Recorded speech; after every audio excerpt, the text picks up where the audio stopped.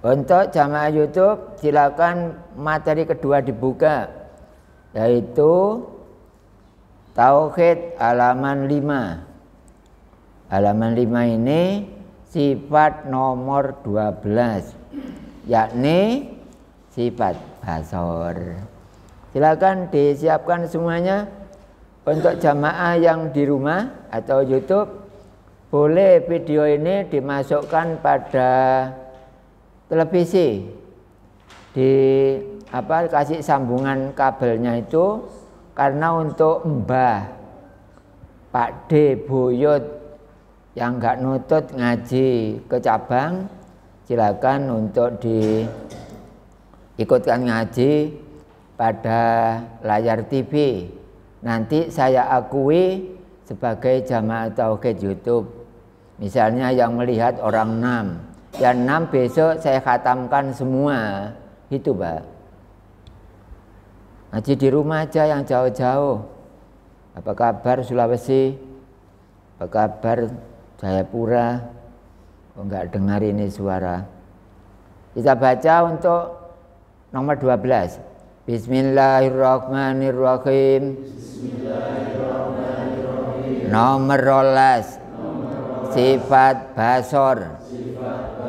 Tegese Gusti Allah iku zat kang mesti ningali mokal akma. Tegese mokal lamun Gusti Allah iku zat kang wuta. Dalile wallahu basirum bima ta'malun. Artine lan utawi Allah iku zat kang ningali kelawan pira-pira kang anduweni ati.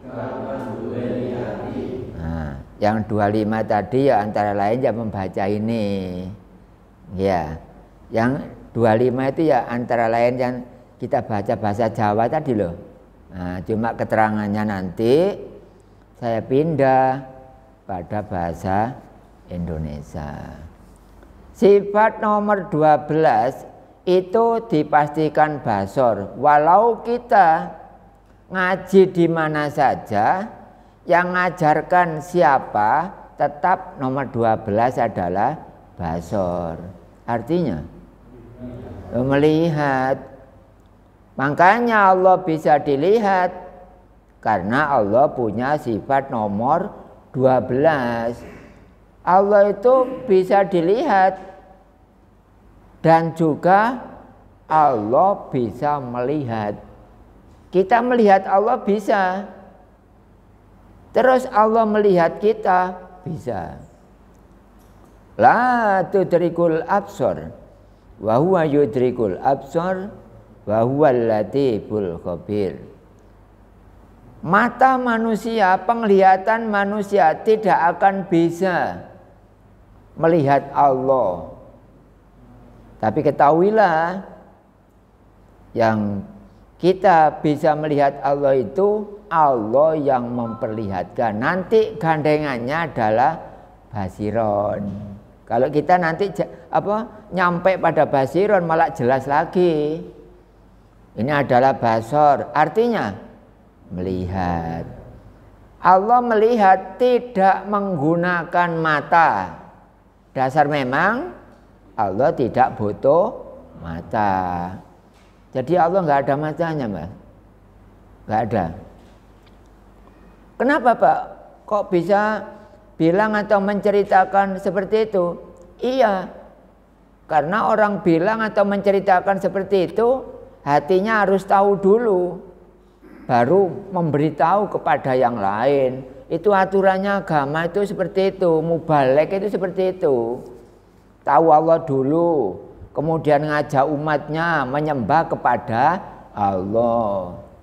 Makanya guru tauhid tidak boleh ngajarkan tauhid, nggak boleh kalau gurunya tidak tahu Allah. Kalau gurunya belum makrifat itu nggak boleh.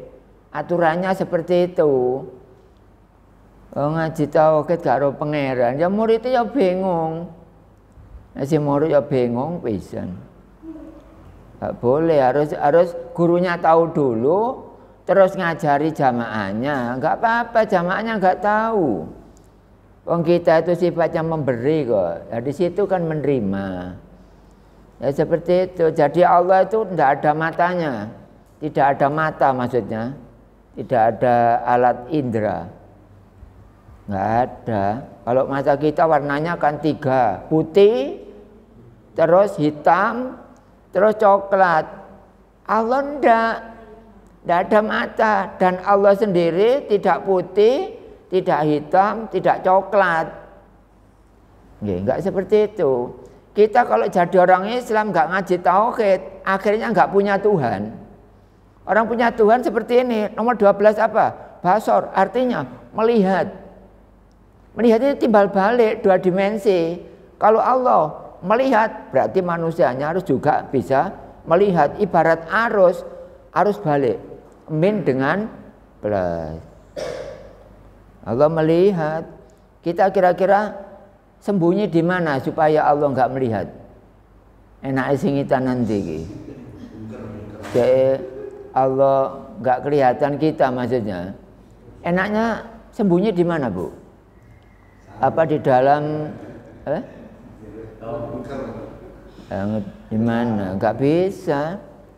Kita sembunyi di jeding. Jeding belum kita datangi, Allah sudah di situ. Aku tak singitan nanggone jero genuk Bapak Allah cek karo. Sampeyan durung nang genuk lho Allah wis kono. Gitu. Nah, seperti itu.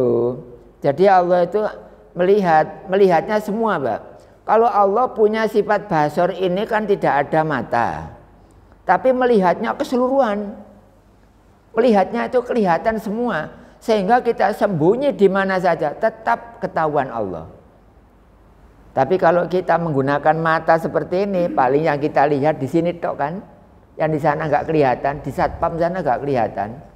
Karena melihatnya menggunakan mata. Tapi kalau Allah menggunakan apa? Tidak menggunakan mata. Makanya seluruh dunia kelihatan semuanya dari zat Allah. Itu adalah sifat basor, melihat. Intinya yang pasti Allah tidak ada mata. Tidak ada. Karena Allah nggak butuh. Kalau kita melihat apa-apa dengan mata, ini warnanya merah. Iya, tapi kan menggunakan alat ini. Akhirnya kita kelihatan benda yang berwarna merah. Tapi Allah enggak ada mata. Itu namanya basor. Kalau melihat menggunakan mata, berarti jenengan adalah akma. Artinya akma? Buta. Siapa melihat menggunakan mata seperti ini, hukumnya adalah buta. Allah melihat tanpa mata, hukumnya adalah basor. Berarti basor adalah milik Allah, sedangkan akma, buta adalah manusia. Ya semuanya ini buta karena menggunakan alat ya. Nah kenapa Pak manusia melihat dengan alat mata? Lah ya supaya kelihatan. Memang asalnya buta. Itu adalah sifat yang basor. Kemudian mokhalnya tadi apa? Akma. Akma itu artinya adalah buta. Allah enggak buta sampai kapanpun dunia umur sekian enggak pernah Allah melihat apa-apa dengan menggunakan mata. Keterangan seperti ini kalau gurunya enggak tahu kalau Allah enggak ada matanya, coba. Terus keterangannya bagaimana? Enggak seperti ini. Pengumuman bahwa Allah melihat karena punya sifat basor, tapi tidak menggunakan mata. Seperti itu. Itu yang benar, Pak. Gila ngaji.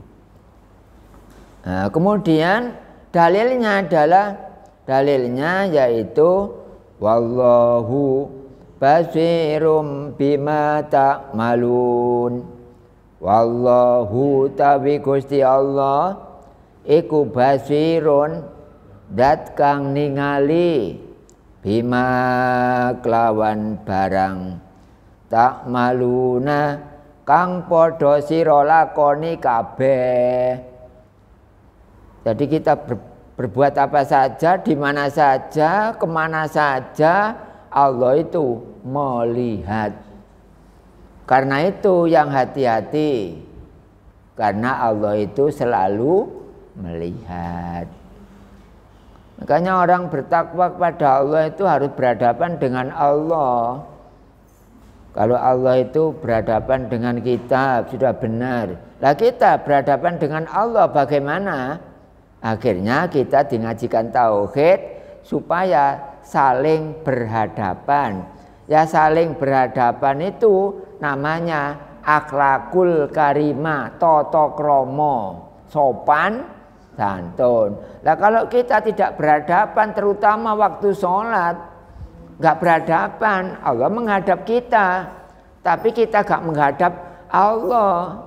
Kalau gini berarti kalau berhadapan seperti ini adalah akhlakul karimah, sopan santun. Kalau Allah melihat kita waktu sholat misalnya, lalu kita nggak melihat, malah punggung yang kita hadapkan ke sana, maka sholatnya adalah kurang ajar.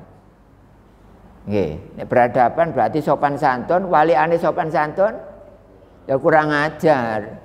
Jadi kalau kita sholat tidak melihat, tidak berhadapan dengan zat Allah yang punya sifat basor tersebut, maka kita hukumnya adalah kurang ajar. Ngaji koyo ngene iki sing berat. Ngaji tauhid mlebu nang internet konangan kabeh. Nggih. Untuk jamaah YouTube barangkali ada kesro tentang tauhid. Insya Allah curhatnya ke sini ya. Curhatnya ke lembaga tauhid baik cabang 1 maupun 18. Enggak apa-apa, tapi yang saya tempati ini adalah kebetulan cabang 11. Tapi semuanya adalah secara syariat saya lindungi. Enggak mungkin saya menyampaikan materi tauhid terus anak buahnya disesatkan, enggak mungkin. Ini ngajak benar, sembayangnya cek benar.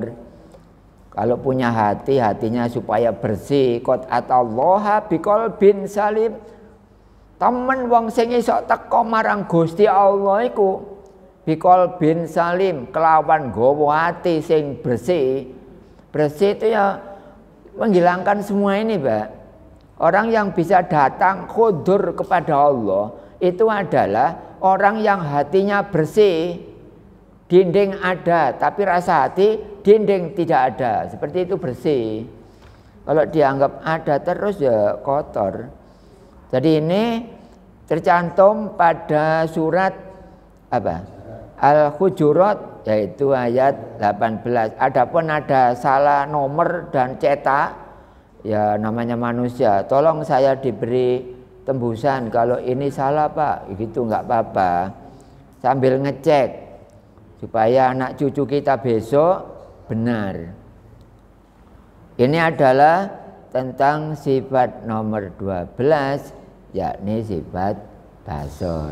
Kesimpulannya sekarang saya tanya, apa Allah bisa dilihat? Bisa. Bisa enggak? Bisa. Jamaah YouTube ini penyaksian. Jamaah yang belum khatam saya tanya, berdasarkan jelasnya keterangan, bisa menjawab Allah bisa dilihat? Bisa. Belum dikhatamkan padahal. Ya, kalau memang dulunya sudah khatam ya tidak apa-apa, tapi dari saya kan belum. Ya, ada orang khatam, Pak.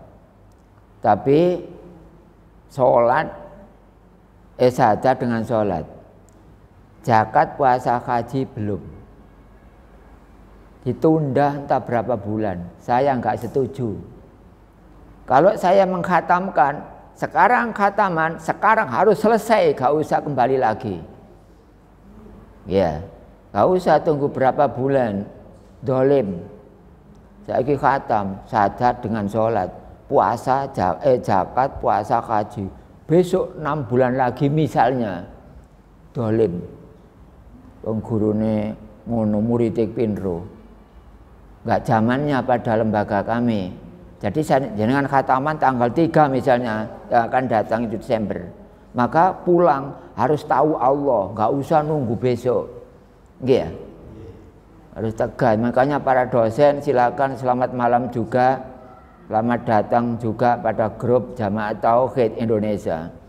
Saya bimbing semuanya. Bapak polisi, Pak TNI juga gabung di sini. Ingin tahu siapa sebenarnya Allah. Pelajarannya adalah pelajaran tauhid. Hukumnya apa sih? Ya fardu. Fardu apa? Fardu ain. Setiap orang harus ngaji sendiri-sendiri seperti ini. Jangan kayak orang-orang itu tahu di YouTube ada ngaji tauhid, nggak ada respon sama sekali. Ibarat sinyal gak nyaut blas. Ya banyak seperti itu. Apa? Kegiatannya koyok-koyok beragama, tapi ya pus ngeong, gak ada apa-apanya. Masuk langgar, jenengan harus tahu Allah di dalam langgar loh nggih. Aturan pelajaran yang saya sampaikan, jenengan masuk masjid harus melihat Allah dalam masjid. Tapi sebenarnya bukan Allahnya dalam masjid, malah masjidnya di dalam zat Allah. Jadi secara syariat, jenengan kalau masuk langgar seperti ini, kalau sudah saya khatamkan, harus melihat Allah di sini. Karena Allah sifatnya ada 12 tadi, yaitu sifat basor. Bisa dilihat. Ngapain sifat 12? Ada kok nggak bisa dilihat? Nah, nggak mungkin. Makanya nggak boleh ngajarkan tauhid kalau gurunya belum tahu Allah. Karena menjadikan muridnya bingung, ternyata gurunya dolim. Mengkhatamkan juga seperti itu. Jamaah YouTube saya kasih tahu yang belum pernah khataman. Besok saya khatamkan 3 jam, harus selesai tuntas. Mulai start sampai finish. Tahu Allah pulang. Bisa Pak lulus. Asalkan tekun walaupun gak hafal.